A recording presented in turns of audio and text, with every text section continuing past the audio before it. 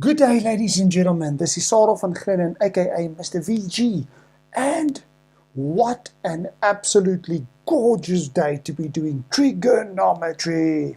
Now, we are going to dive into the trigonometry as asked in the November 2021 exam by the Department of Basic Education.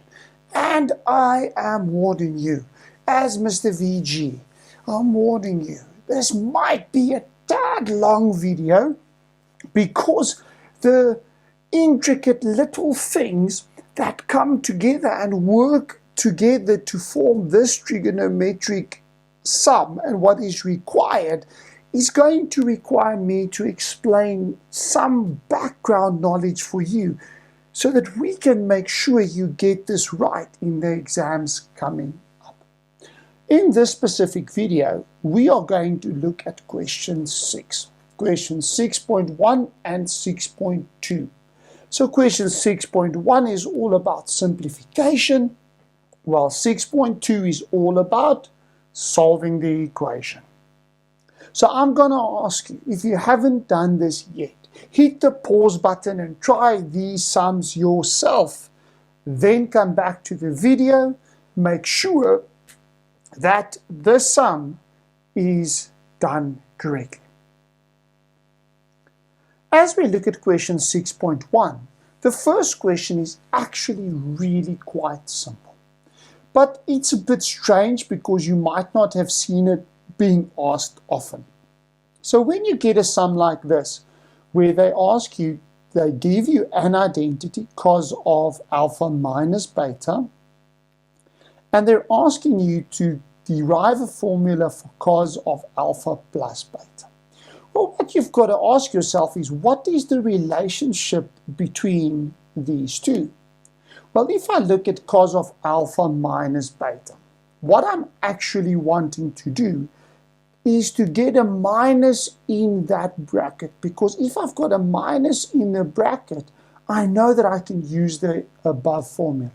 So what I'm going to do is manipulate the living daylights out of this thing. So I'm going to say this is the same as alpha minus negative beta.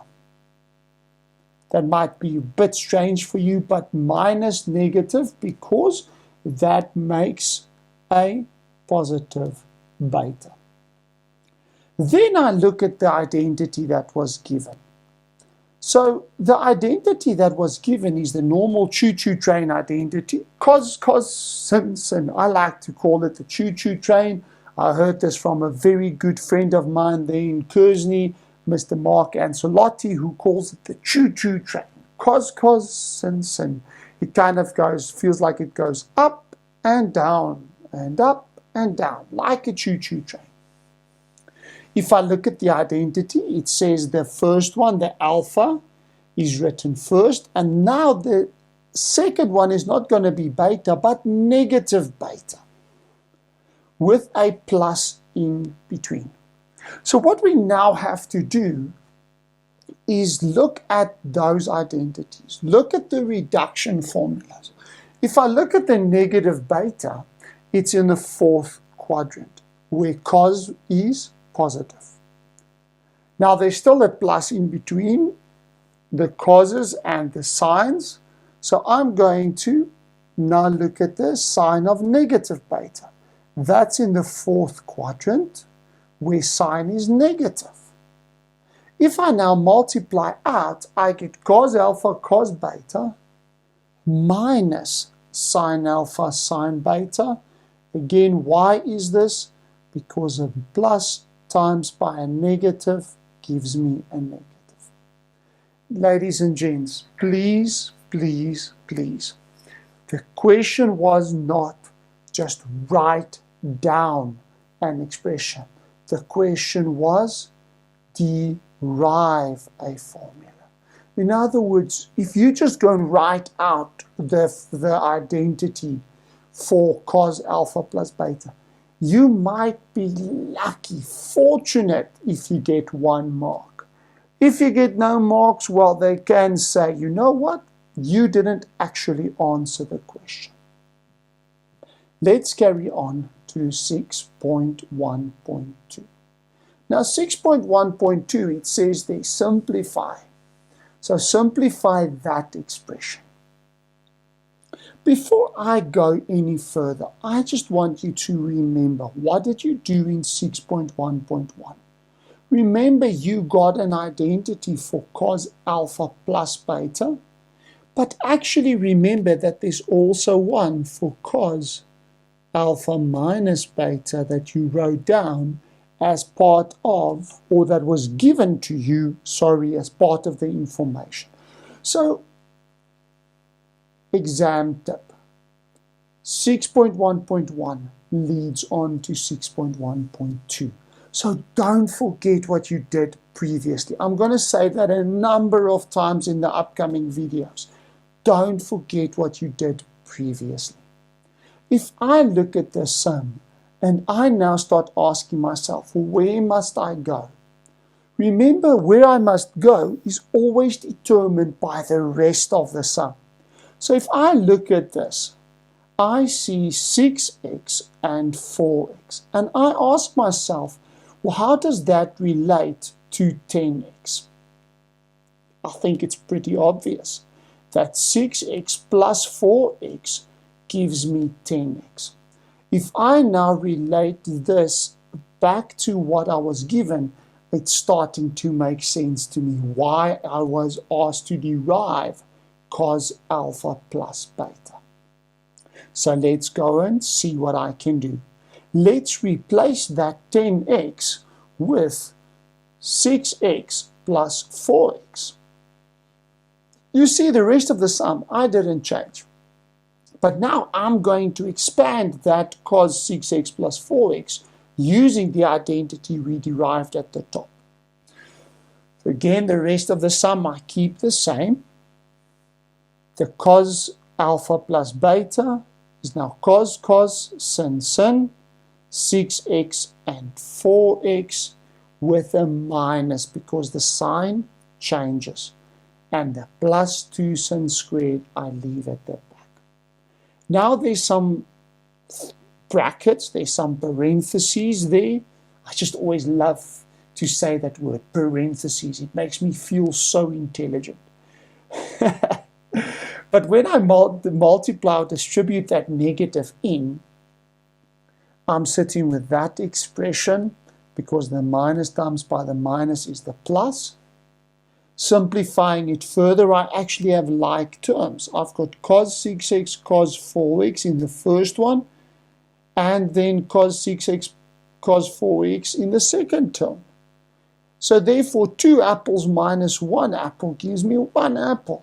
And the rest of the sum again remains the same. Now, ladies and gents, when you get to this point, always think of, again, what was given to me right at the beginning. Don't the first two terms look like an identity? It does. It looks like the cos alpha, cos beta, sin alpha, sin beta, which was cos alpha minus beta. So I'm going to contract those first two terms into a next identity, cos of alpha minus beta. But in the place of alpha, I put 6x. In the place of beta, I put 4x. And the rest of the sum remains the same. So this leads me to my first term being cos 2x plus 2 sin squared x.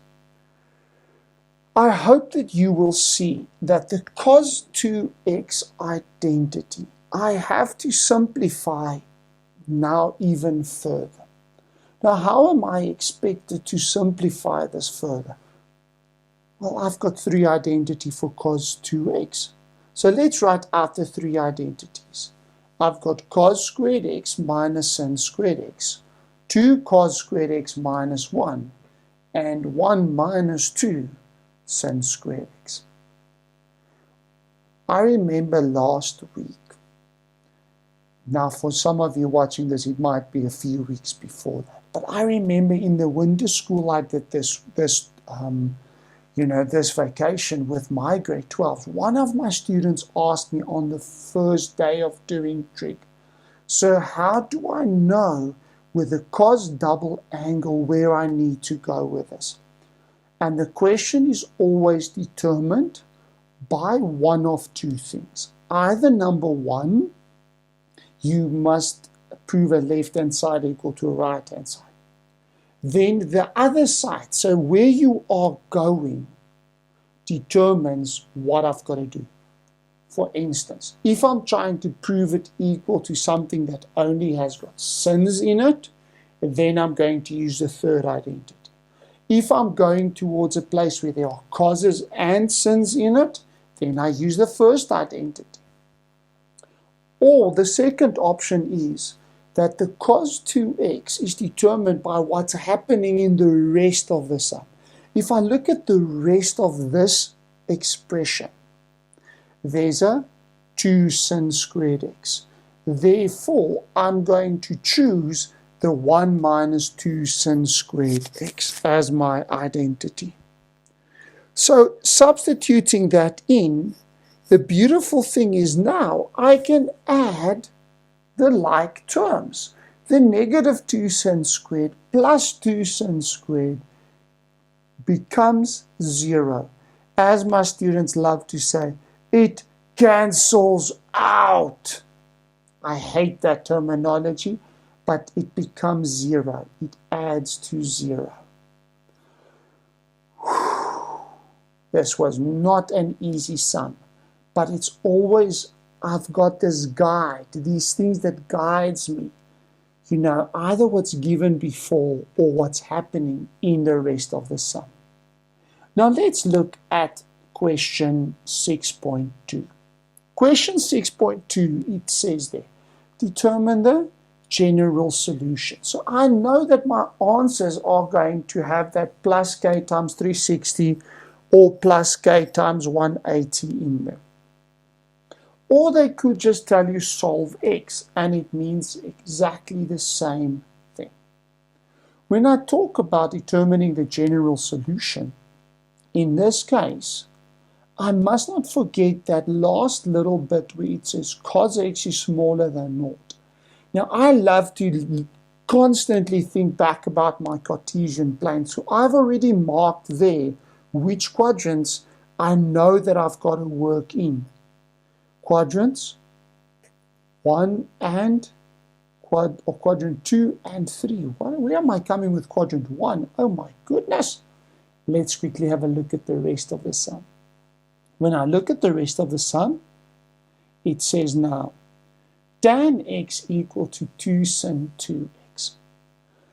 Before you just run into it, be aware that there are 4 basic types of trigonometric equations.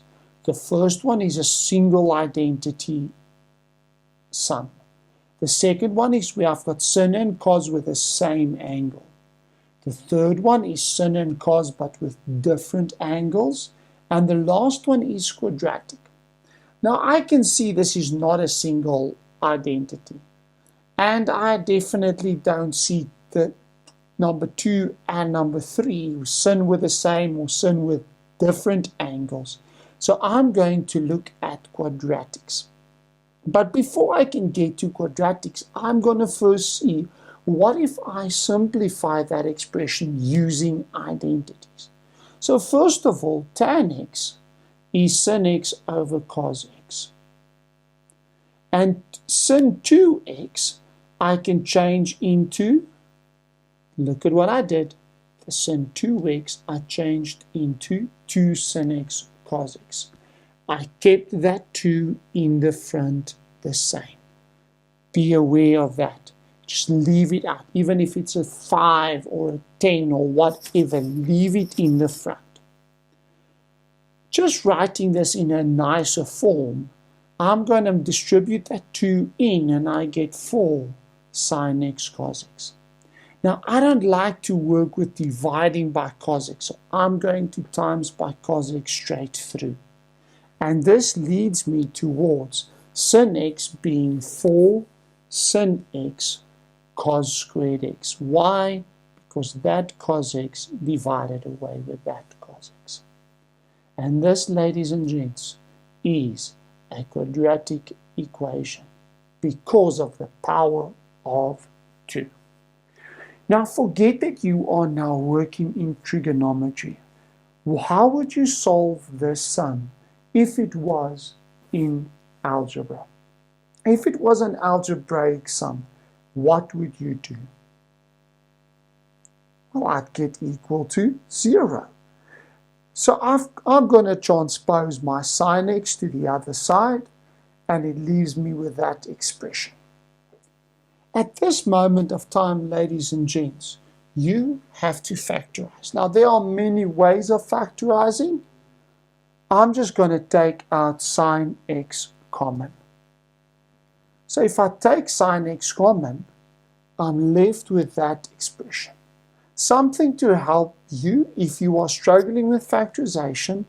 Remember, you can always on the side say, let sin x be equal to a and cos x equal to b. Then I'm sitting with 4ab squared minus a, which I can take out an a common, leaving me with 4b squared minus 1, which is exactly what you wrote down there. Whichever method works for you. This, ladies and gentlemen, is now going to lead me towards, first of all, saying sin x is equal to 0, where I'm going to get a reference angle, and I'm going to look as if sin x is positive. So quadrants 1 and 2.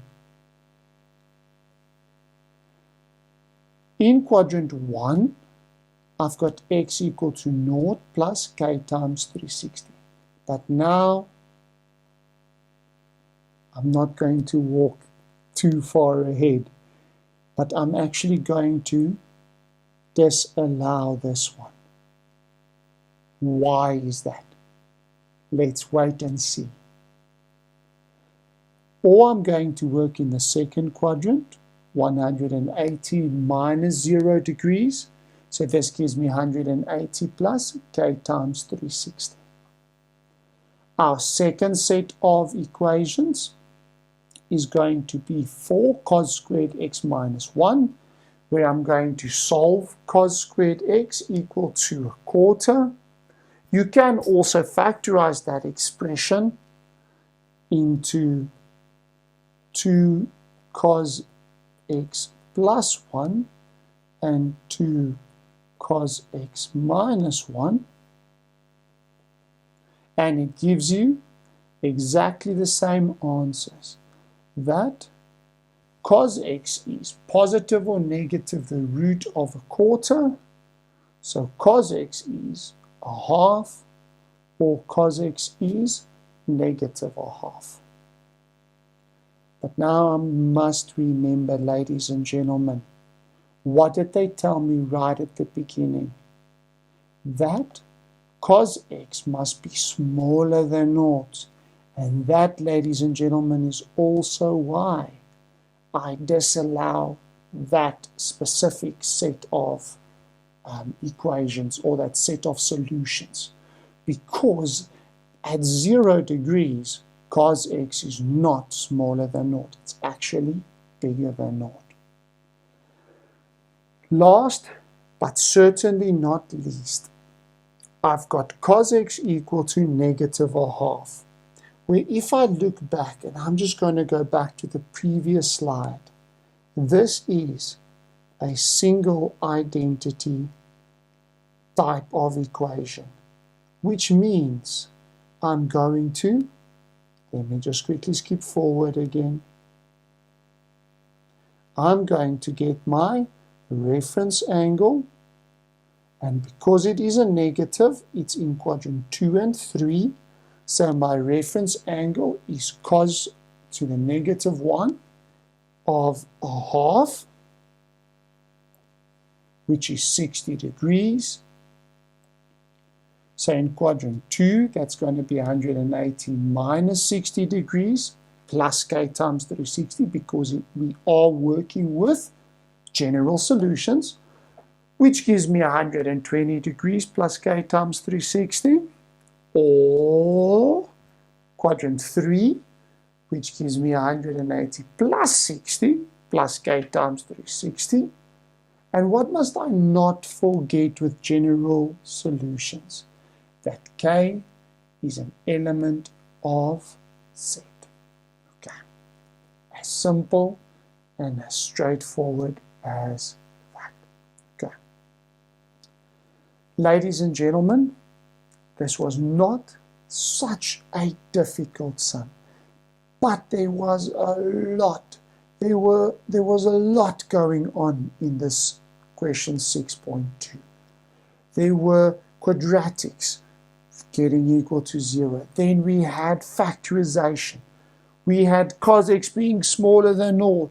Don't forget to always incorporate all the information that they give for you to incorporate. Ladies and gents, oh, this was fun. This was lots of fun.